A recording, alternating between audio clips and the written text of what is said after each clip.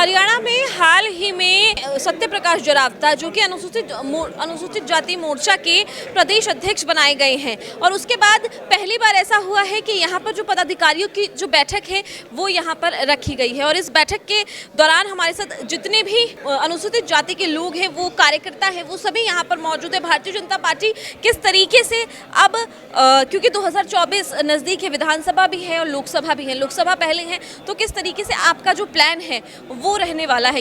देखिए, सबसे पहले मैं भारतीय जनता पार्टी के शीर्ष नेतृत्व और प्रदेश नेतृत्व का आभार व्यक्त करता हूं। आज पार्टी के सभी जिला अध्यक्ष, अनुसूचित जाति मोर्चा के जिला प्रभारी और प्रदेश के पदाधिकारियों की बैठक संगठन के नाते बुलाई गई थी और इसमें हमारे कुछ कार्यक्रम हैं जो हमने सरकार की कल्याणकारी योजनाएं जो चल रही हैं उनको आम लोगों तक पहुंचाकर और आम जनता को न्याय दिलाना, जैसा माननीय नरेंद्र मोदी जी का सपना है और माननीय मुख्यमंत्री मनोहर लाल जी का सपना है कि गरीब को उसका हक मिले।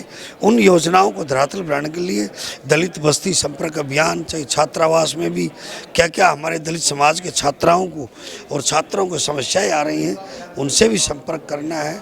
इन सब चीज़ों के बारे में विस्तार से चर्चा की गई है और इस बैठक का विषय एक और भी था कि एक सब साथियों से पहली बार दायित्व में आए तो परिचय भी हो जाए, तो बहुत अच्छा आज लगा।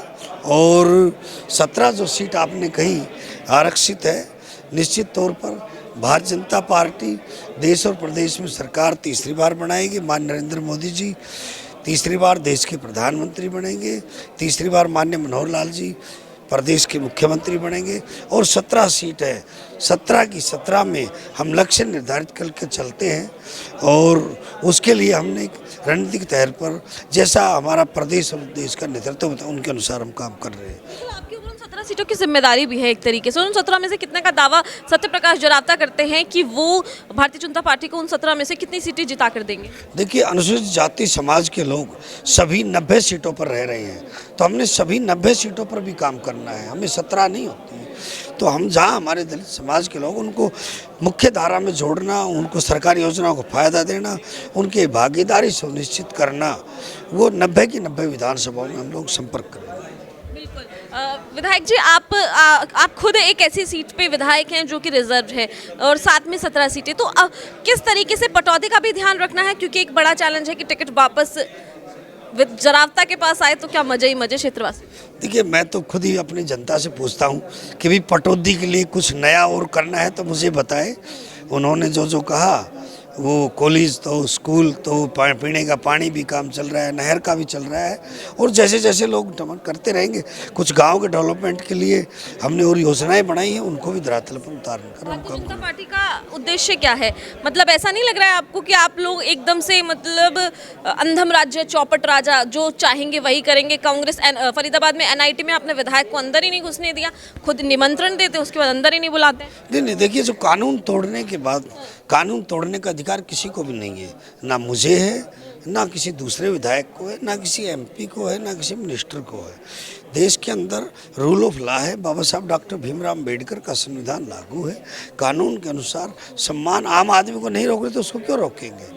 कहीं ना कहीं कानून कोई बात को लेके धक्का मुक्की भी करी आपके पुलिस वालों ने? कोई धक्का मुक्की किसी के साथ नहीं करते। वीडियो वायरल हो रहा है। कांग्रेस वालों की आदत है। धक्का मुक्की हुई थी अशोक तंवर के साथ, धक्का मुक्की हुई थी। आपके पाले में है, जो आपके पाले में है। हम सब भारतीय जनता पार्टी सम्मान देती है ना दलितों का। आज हमारे कुलभूषण चौधरी जी हमारे पूरे हरियाणा के ग्रामीण बैंक के प्रधान रहे हैं, आज उन्होंने भारतीय जनता पार्टी की है। आज मेवाराम जी ने जो एडवाइज़र रहे हैं पूरे हरियाणा के SC/ST एसोसिएशन के बैंक के, उन्होंने आज भारतीय जनता पार्टी ज्वाइन की है। डॉक्टर अशोक तंवर जी ने पहले ही ज्वाइन की, क्योंकि भारतीय जनता पार्टी में दलितों को कुचला नहीं जाता, इनको पैरों के नीचे नहीं बिठाया जाता, सम्मान दिया जाता है और उस सम्मान के कारण ही सभी लोग माननीय नरेंद्र मोदी जी के नेतृत्व में गरीब कल्याण के लिए, बाबा साहब के सपने को साकार करने के लिए हम सब लोग काम कर रहे हैं। अच्छा, आप लोग साकार तो करने के लिए, अब फिलहाल की जो स्थिति की वो बात करूंगी।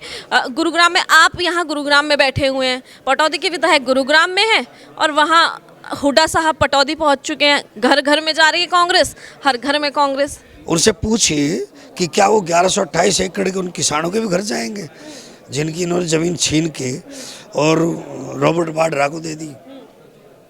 1810 एकड़ के जमींदारों को भी जाएंगे जो इतने दिन से पीड़ित थे, जिनको माननीय मुख्यमंत्री मनोहर लाल जी ने न्याय दिया, उनके परिवार से मिलेंगे। क्या 912 एकड़ जमीन के उन जमींदारों मानेसर वालों से भी मिलेंगे? क्या उन लोगों से भी मिलेंगे जिनकी मिर्चपुर में और गोहाना में रिश्तेदारियां थी, जिनके रिश्तेदारों को जलाया गया था? उन लोगों से भी मिलेंगे क्या चौधरी भूपेंद्र सिंह हुड्डा? क्या कहते हैं 2024 में किस तरीके का रहने वाला? भारतीय जनता पार्टी तो दावा कर रही है, लेकिन कांग्रेस किस तरीके से, किस जनाधार पे आपके अकॉर्डिंग खड़ी है? क्योंकि आप काफ़ी पुराने हैं राजनीति में, तो कहाँ खड़ी है फिलहाल कांग्रेस? देखिए, मैं जैसे आपको कह रहा हूँ, ये मैं नहीं बोल रहा, ना भारतीय जनता पार्टी, पूरा देश बोल रहा है। 400 से ज़्यादा सीट लोकसभा की भारतीय जनता पार्टी की आ रही है।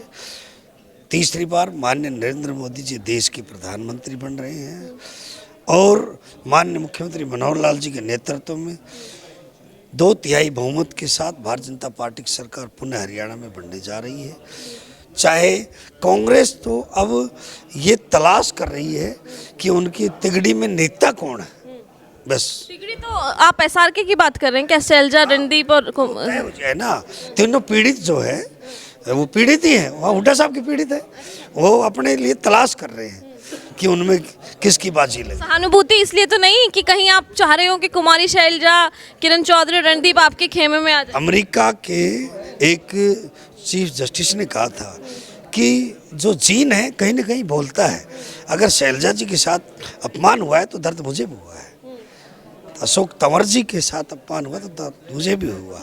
अब वो हमारी पार्टी में है, ये बात कुमारी शैलजा जी नेता है, हमारे सम्मान नेता है और इनको सर आंखों पर बैठाएंगे। और अगर उदय भान जी को चरणों में बैठाया तो अपमानित हमारा दलित समाज हुआ है। तो आप उन लोगों से बात कीजिए ना, उदयभान जी से भी बात कीजिए, शैलजा जी से भी बात की कि आइए भारतीय जनता पार्टी ज्वाइन कराइए, मैं आपको सम्मान दिलाऊंगा। कुछ आदमी भ्रमित हो जाते हैं, लेकिन कुछ समझदार लोग हैं, सुलझे हुए लोग हैं, जिनको सम्मान से जीना चाहते हैं, स्वाभिमान से जीना चाहते हैं।